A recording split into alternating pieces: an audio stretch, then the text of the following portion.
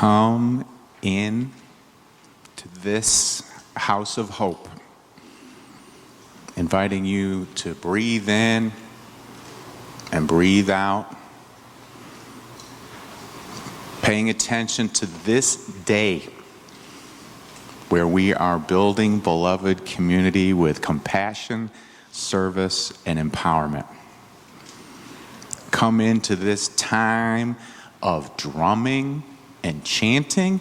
If your spirit tells you that you want to move and groove a little bit, don't hold back. Welcome to our celebration of life.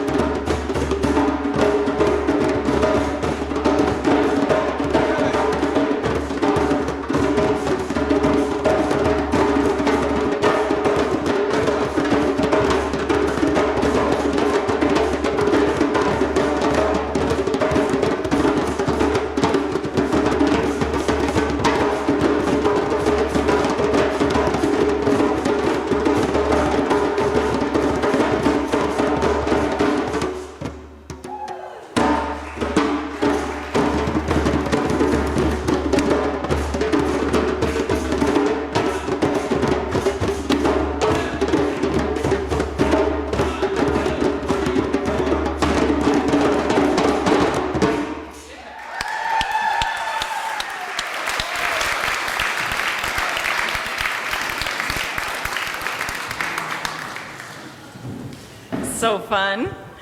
Now we're going to shift into the chanting workshop and what we were able to do there. So I have some helpers who are going to come forward and help us.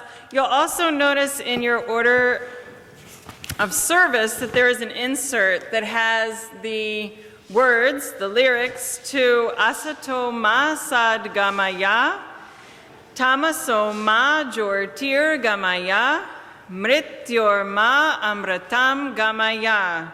And what we're basically chanting is we're invoking the ideals of coming into light, coming into knowledge, and coming into immortality. Imagine that. So if you'd like to join us, we will do a call and response. And you're welcome to chant with us, or you're welcome to just sit in a mindful posture and take in the vibrations.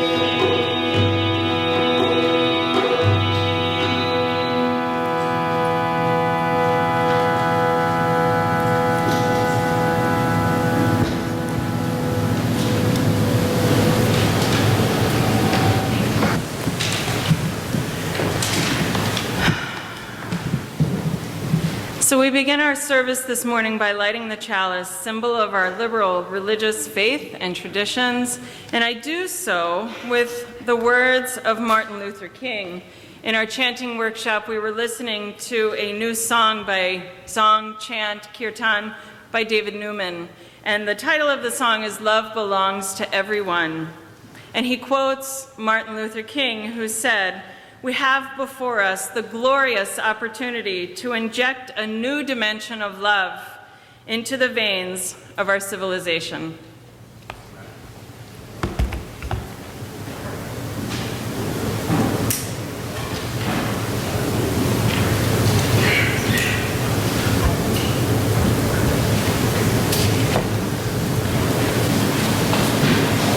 Thanksgiving makes me think once in a while of Carlos, a youth I met when he was 14 years old. At the time, I was minister of the Unitarian Universalist Church of El Paso, Texas, where we had a partner community across the border in Juarez, Mexico. In a small barrio of Juarez, Carlos was an ebullient youth, spirit very alive.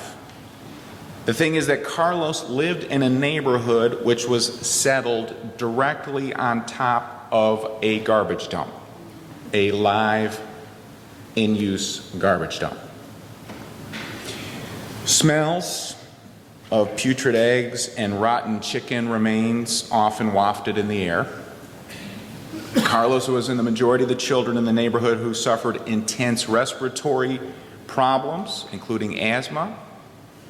A few fortunate kids obtained inhalers to alleviate breathing. Given the intensity of the poverty in his community, Carlos could easily have been bitter and spiteful, but he wasn't.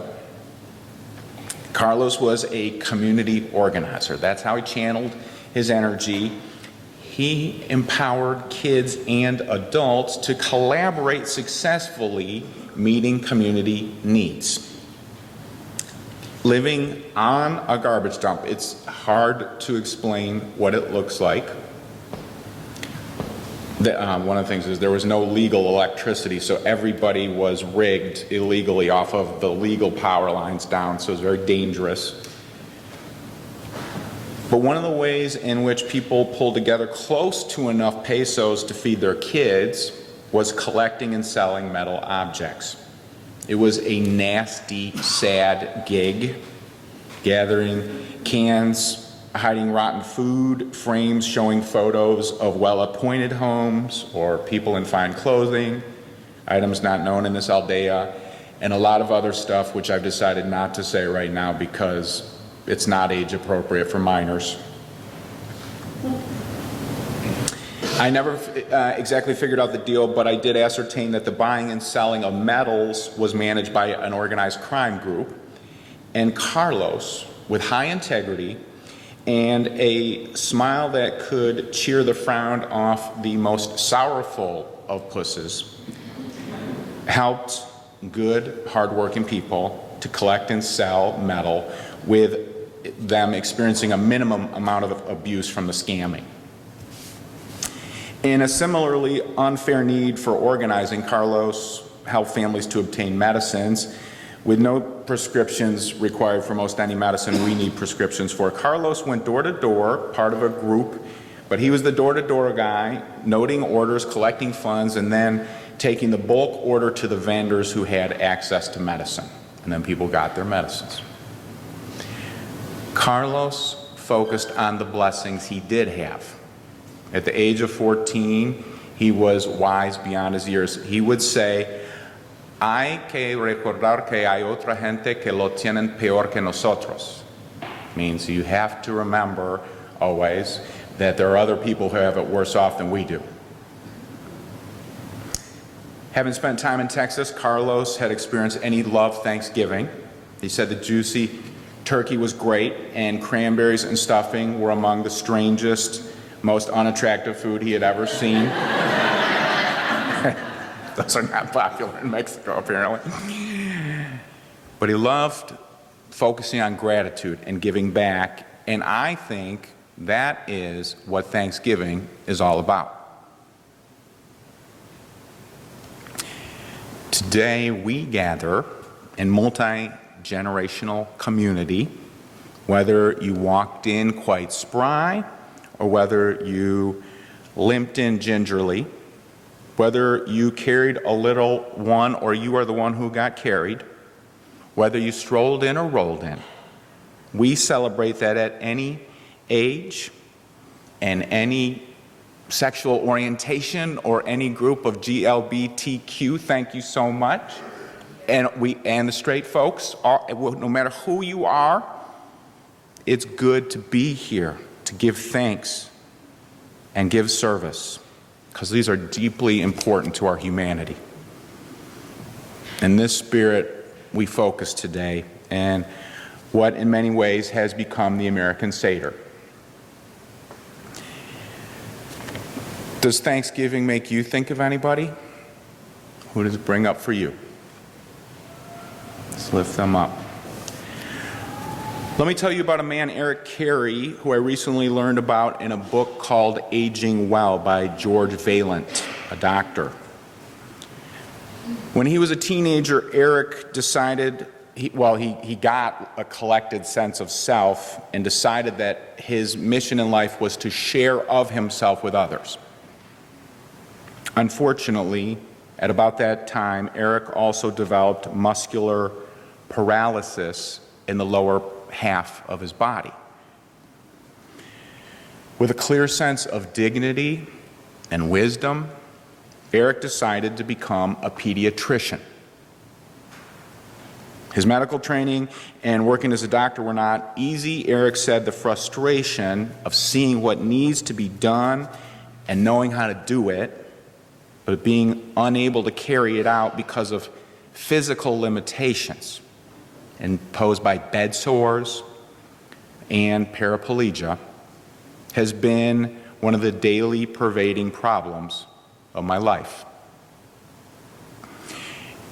Eric remained nimble in finding ways to help others. He said, "I've coped by limiting my activities, work and social, to the essential ones and the ones that are within the scope of my abilities." In other words, he focused on what he had and what he could do. What he could do. By the time Eric's body was more fully failing him at the age of 57, remarkably, he said, "I have come to a fuller sense of fruition and peace." A fuller sense of fruition and peace with myself and my family. Using innovative technology, Eric was able to write and publish about his medical work. He said he would be deeply pleased if he could add even one iota of pediatric knowledge, which may ultimately aid more than his personal patients. So with low usage of his body, this guy, Dr. Eric Carey, focused on giving thanks for what he did have and giving service as a legacy of love. Honestly, come on in, kids. Isn't that what we all feel called to do? Give thanks for what we do have and give service as a legacy of love? I think so. I think that's what's in all of our hearts, if I do say so. Saki Santorelli is one of my new favorite authors. He teaches mindfulness at a hospital in Boston and has worked for decades with medical patients with a wide range of critical medical issues.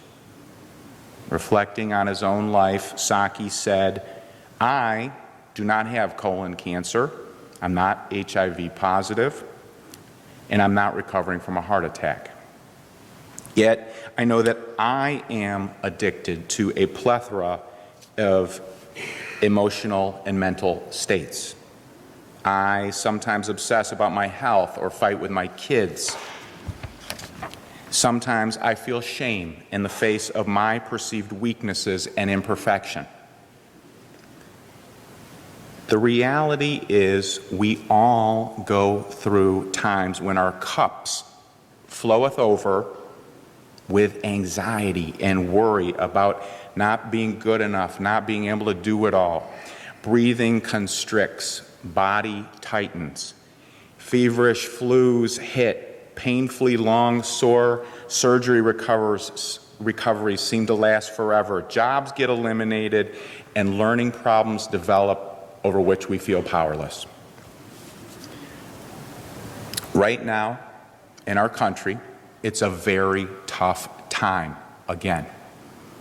In the Trump ecosystem, people are polarized and ramped up. Many are grieving and feeling powerless, including me. It's also a very difficult time in our denomination and in our congregation for a number of reasons. As one of them being that as we struggle to figure out the best ways to do our anti-racism work. Racism is tough stuff to fight.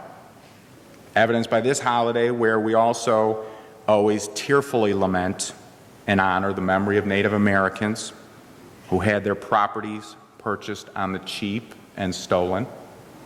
Native Americans devastated by germs and illness brought by settlers. Native Americans slaughtered off the lands. Saki Santorelli is a Japanese American whose parents were in the internment camps here in the United States as prisoners. He says that no matter what blessings or problems each of us have in our lives, behind all of our thin, temporary veils of demarcation, we are all patients in the sense of the Latin word which says patiens. This is the potential and condition of undergoing and enduring suffering.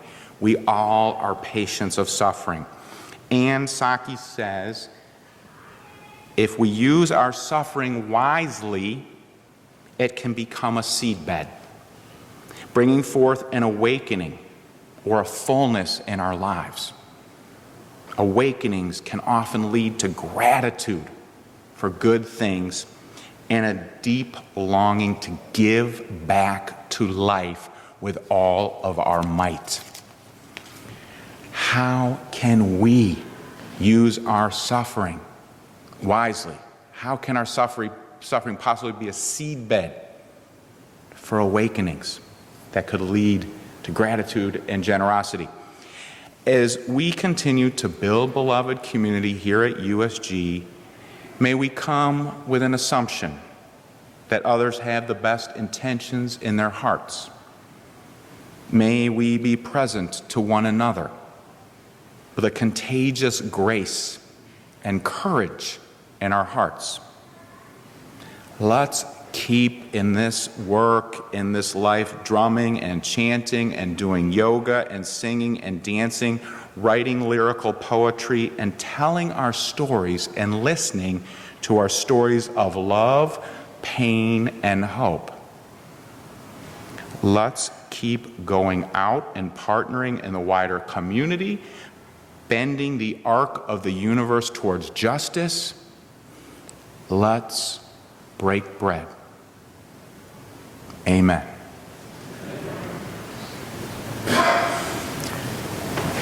Can somebody tell? Oh, Susan. In the midst of loss, can you still forgive life's imperfections and love life? Because life is capable of containing great beauty and goodness, and because it's the only world we have.